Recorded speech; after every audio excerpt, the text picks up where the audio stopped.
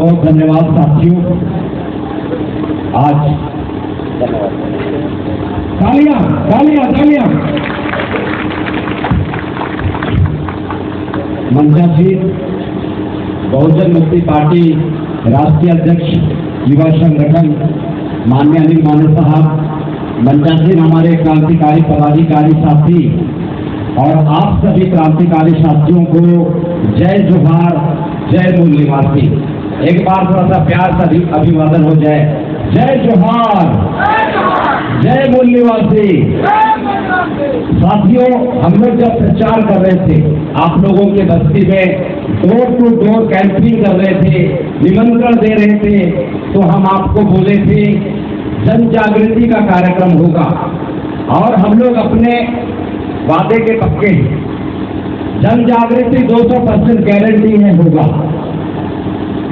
साथियों, पहला विषय है वास्तविक नेतृत्व के अभाव में एसटी ओबीसी समाज का सत्यानाश। आपको इसको समझना है कि वास्तविक प्रतिनिधित्व का जो अभाव है आपकी जिंदगी में किसने किया और उसके वजह से जिंदगी में सत्यानाश कैसे हो, इसको जानना बहुत जरूरी है। तो वास्तविक प्रतिनिधित्व है क्या और वास्तविक प्रतिनिधित्व की कमी की वजह से हमारी जिंदगी में फर्क कैसे आता है, इसको हम लोग समझते हैं। वास्तविक प्रतिनिधित्व है साथियों, उदाहरण से समझने का काम करेंगे, उदाहरण से समझने का प्रयास कीजिए। जैसे कि माता है, अपने बच्चे को अगर बढ़िया से ईमानदारी से जवाबदेही के सिद्धांत के साथ में अगर परवरिश करती है, उसको हमारे पूर्व में क्या बोलते हैं, क्या बोलते हैं मिल साहब, पूर्व में क्या बोलते हैं सर उसको? गोहना से बोलते हैं ना। बढ़िया परवरिश करती है उसको, हाँ, पालना पोसना हो। उसी पर भी अगर उनके अयंग, अगर एक माता जी अपने बच्चे को बढ़िया से पोसती है, पालती है बढ़िया से, तो माता जी अपने बच्चे के साथ में वास्तविक प्रतिनिधित्व कर रही है। और अगर एक माता जी अपने बच्चे को बढ़िया से नहीं पालेगी, नहीं पोसेगी, तो वो वास्तविक प्रतिनिधित्व नहीं है, उसको बोला जाता है ठगवा प्रतिनिधित्व। वैसे ही आज इस समाज के लिए शासन में, प्रशासन में, न्यायपालिका में और प्रचार तंत्र मीडिया में हमारे लोगों को प्रतिनिधित्व करने का मौका दिया गया। लेकिन आज 78 साल हो गए साथियों, इस 78 साल में हमारे लोगों को वास्तविक प्रतिनिधित्व नहीं मिला। अगर मिलता तो हमारे जिंदगी में बदलाव होता, अगर मिलता तो। जैसे आज आप पत्थर गांव में नजर उठा के देख लो, पत्थर गांव में ये जो कांग्रेस है, भाजपा है, उन्हें वास्तविक नेतृत्व दिया। वास्तविक तरीके से यहाँ पे जो शहर में बचे हुए लोग हैं, इनको पाला और पोसा, तो आज आप इनको देखिए 3 तल्ला बिल्डिंग ठोक के बैठे हुए हैं। सही बात है कि गलत बात है? हम लोग गांव में कई हजार साल का पीढ़ी हमारा है और मैं हकीकत और ईमानदारी से बताऊंगा, हमारे पुरखों का जो घर है, हमारा जो घर है खपरा का, वो आज भी नहीं बदला। बदला है क्या? इसका मतलब कांग्रेस और भाजपा ठगवा प्रतिनिधित्व कर रहा है, ठगी करने का काम कर रहे हैं साथियों। इस ठगी के वजह से हमारा सत्यानाश हो रहा है। एक हमारा जो पिताजी होता है, हमारा बड़ा भैया होता है, हमारा गांव का मुखिया होता है, घर का मुखिया होता है, खेत में जाता है, खेत में वास्तविक प्रतिनिधित्व करता है, नांगर जुताई करता है ईमानदारी से। अगर वो खेत जोतने जा रहा हूं बोलेगा और जाके सूत जाएगा, खेत जुतेगा क्या? यानी कि वो सूतेगा, इसका मतलब वास्तविक प्रतिनिधित्व नहीं कर रहा है। सुबह 5 बजे से लेके 11 बजे तक खाली पेट जब हमारा पिताजी, हमारा बड़ा भैया नांगर जोतता है, तब जाके खेतों में फसल लहलहाता है। वास्तविक प्रतिनिधित्व, रियल रिप्रेजेंटेशन, कसम दूसरा क्या हो, समझ में आ रहा है ना? आज के रियल रिप्रेजेंटेशन, वास्तविक प्रतिनिधित्व, तो अगर कांग्रेस अगर भाजपा नंबर वास्तविक प्रतिनिधित्व चिका बोले नमहर जिंदगी हूँ, हमारा जिंदगी भी सेठ लोगों की तरह होता कि नहीं होता? आप लोग दिन रात मेहनत कर रहे हैं, इन्ना मल्ला नैना मल्ला, इन लोग गद्दा में लोग रोडाई के बैठा रहता है करोड़पति। गलत बात है कि नहीं है? गलत बात है कि नहीं है? अगर हमको मेहनत के बदले में अगर उतनी तरक्की नहीं मिल रही है साथियों, इसी को बोला जाता है झूठा प्रतिनिधित्व। मुझे अच्छे से पता है, ये जो हमारा लुड़े गांव है, हमारे किसान भाइयों के द्वारा टमाटर का बहुत गजब उत्पादन हुआ था। उसके बाद में ये जो व्यापारी है, बिचौलिए हैं, हमारे किसानों को बर्बाद करने के लिए वास्तविक प्रतिनिधित्व समझा रहा। हमारे किसानों को बर्बाद करने के लिए 8 आना किलो, 8 आना पैसा किलो खरीदने का बात बोल रहे थे। तो हमारे जो किसान भाई हैं, हमारे जो पिताजी हैं, बड़े भैया जी हैं, माता जी हैं, टोकरी टोकरी सड़क में फेंके थे। अगर वास्तविक प्रतिनिधित्व समाज में अगर कांग्रेस और भाजपा का होता तो हम किसानों के लिए कोल्ड स्टोर खुलता कि नहीं खुलता? हमारे टमाटर को फेंकवाया यही है ठगवा प्रतिनिधित्व। बात समझ में आ रहा है? अभी पिछले क्रिसमस में जब कांग्रेस और भाजपा के लोगों ने हमारे समाज के साथ में अति करने का प्रयास किया था, तो कुरकुरी में बहिष्कार किया गया, आर्थिक बहिष्कार। तो पिछला क्रिसमस में जितने भी जो ईसाई धर्म को मानने वाले लोग हैं, उन्होंने साड़ी, पैंट और जो भी क्रिसमस में खरीदारी होता है नहीं खरीदा। तो मुझे सही सही बताओ, कितने सेठ लोगों ने अपने घर के दुकान से, अपने दुकान से साड़ी को फेंका, पैंट को फेंका, साड़ी को फेंका, पैंट को फेंका, कितना आपका जो फैशन वाला कपड़ा है कितना फेंका, कितने लोग देखे? एको जन देखे क्या? तो ये जो कांग्रेस और भाजपा हमारे अनाजों को कैसे फेंकवा सकता है? क्योंकि वो वास्तविक प्रतिनिधित्व हमारे समाज के साथ में नहीं करना चाहता है। और हमारे समाज के लोग बहुत भोले, इतना भोले कि जैसे हमारे मित्र ने बता रहा था कि कांग्रेस जूता मारता है तो बीजेपी के पास चले जाते हैं, बीजेपी जूता मारता है तो कांग्रेस के पास में चले जाते हैं, कांग्रेस भी ठगता है, भाजपा भी ठगता है, ठगाते ठगाते 78 साल बीत गया। मानने वाला में इस्लाम साहब क्या बोलते हैं, ठगाना अच्छी बात है, लेकिन इतना साल तक ठगाना, थोड़ा सा 1 राउंड ठगा लो, 2 राउंड ठगा लो, वहां तक समझ में आता है। लेकिन निरंतर 78 साल ठगाना, ये किस टाइप का ठगाना है भाई? थोड़ा थोड़ा ठगा गए वो चलेगा, लेकिन इतना ज्यादा ठगा जाना, इतना ज्यादा ठगा जाना, ये तो सही बात नहीं है। बहुजन मुक्ति पार्टी राजनीतिक संगठन, भारत मुक्ति मोर्चा सामाजिक संगठन, बहुजन मुक्ति पार्टी भारत मुक्ति मोर्चा का सहयोगी संगठन है साथियों। और हमारे मित्र ने बताया था कि आपका जो सामाजिक मुद्दा है, गुड मॉर्निंग से लेके गुड नाइट तक जो भी आपका सामाजिक मुद्दा है, जिसको आप समस्या बोलते हैं, उस समस्या को 100 रुपया के स्टाम्प पेपर में आप लोगों को लिख के देता है। आपका जो सामाजिक मुद्दा है वही बहुजन मुक्ति पार्टी का राजनीतिक मुद्दा है।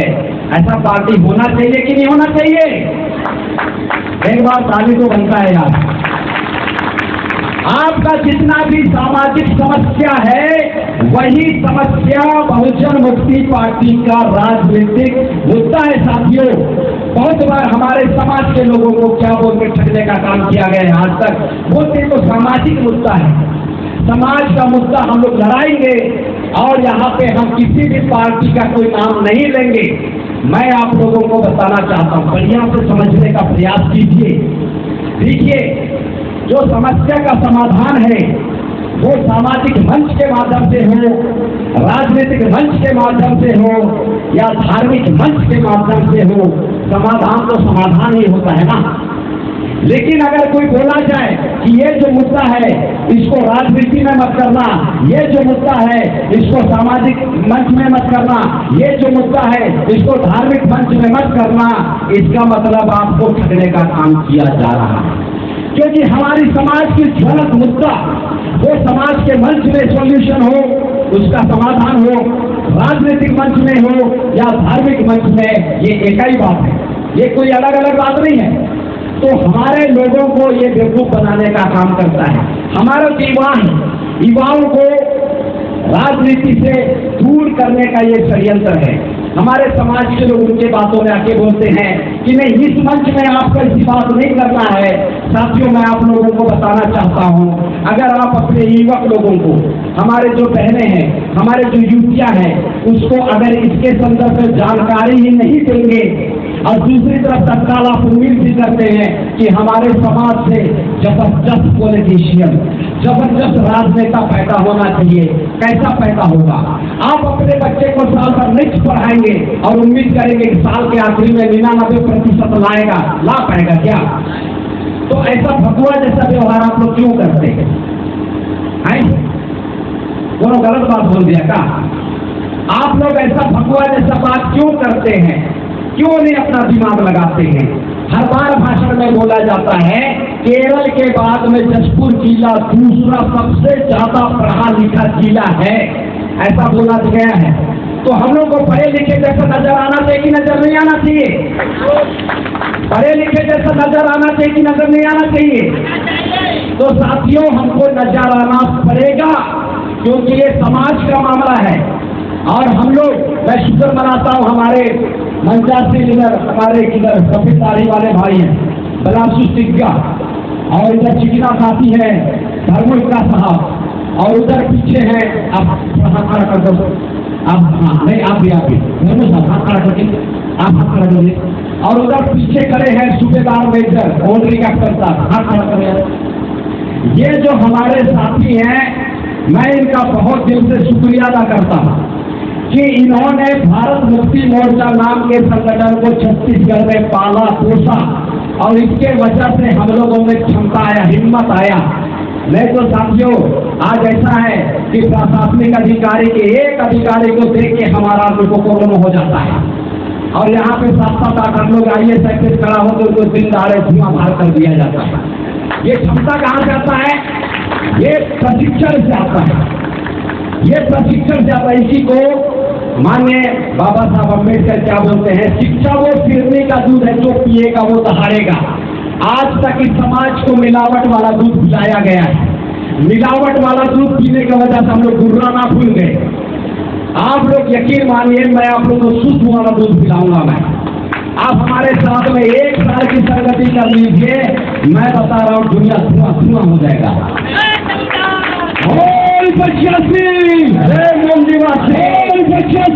जय मूल निवासी। तो साथियों, वास्तविक प्रतिनिधित्व ये है। वास्तविक प्रतिनिधित्व का मतलब होता है साथियों, सही मायने में शिक्षित इंसान का मतलब ये होता है साथियों कि सही को बोलने का हिम्मत रखना और गलत को विरोध करना, वो होता है शिक्षित आदमी का पहचान। बाबा साहब अम्बेडकर ने कहा था, जिस समाज में 10 डॉक्टर, 10 इंजीनियर, 10 वकील अगर पैदा हो जाएं तो समाज को कोई भी आदमी आंख उठा के नहीं देखेगा।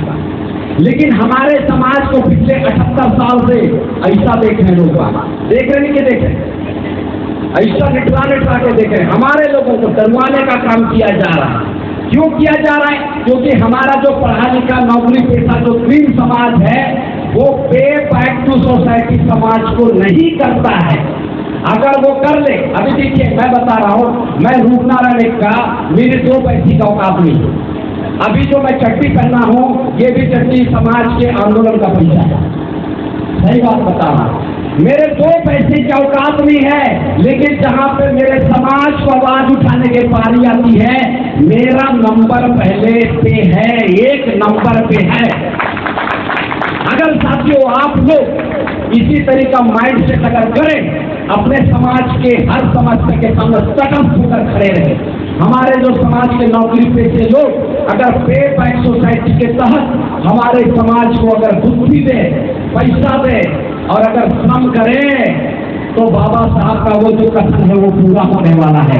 इस समाज को कोई आंख उठा के नहीं देख सकता, इस समाज को कोई आंख उठाकर नहीं देख सकता। तो साथियों, पे बैक टू सोसाइटी करना बहुत जरूरी है। लोग बोलते हैं कि my education is my career, मैं बोलता हूं साथियों, my education is my society. मेरा एजुकेशन मेरे समाज के लिए। अगर पूरे लोग इस माइंडसेट के साथ में काम करें, ये जो हमारा जो आदिवासी समाज है, 801 जाति, 14 करोड़, 1700 जाति अनुसूचित जनजाति है ना, 1700 जाति में विभाजित हमारा अनुसूचित जनजाति, और हमारे 15 करोड़ से ज्यादा अनुसूचित जनजाति के लोग, अनुसूचित जाति के लोग और ओबीसी के लोग आधा भारत, 3743 जाति में बटे हुए हमारे ओबीसी के जाति के लोग।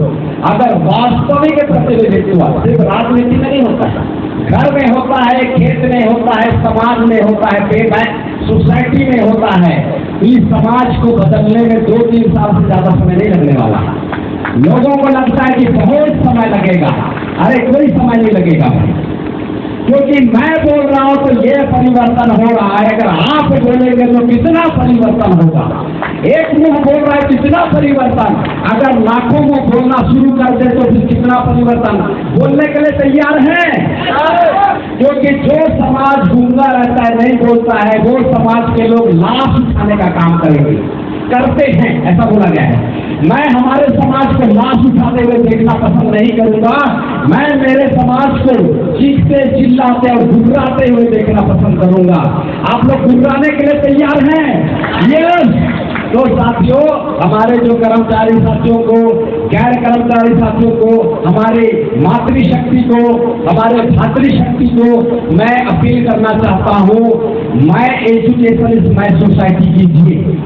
और भारत मुक्ति मोर्चा का प्रशिक्षण में और आदिवासियों का संगठन है राष्ट्रीय आदिवासी एकता परिषद, ओबीसियों का संगठन है ओबीसी, राष्ट्रीय ओबीसी, राष्ट्रीय पिछड़ा वर्ग मोर्चा, बहुत सारे ट्रेनर हैं। अभी जैसे हमारे मंचा के एक साथी है जरूर साथियों, अनुसूची का कमाल का प्रशिक्षण देते हैं, लेकिन समय की कम का अभाव की वजह से मैं देखा कि वो बहुत अच्छा परफॉर्म नहीं कर पाए। जितना बोलते हैं उतना नहीं बोले वो, अगर उसको दे दिया जाएगा तो मन छिला देते हैं और पूरा हमारे फुकरी में फुकवा देते हैं बहुत सारी बात।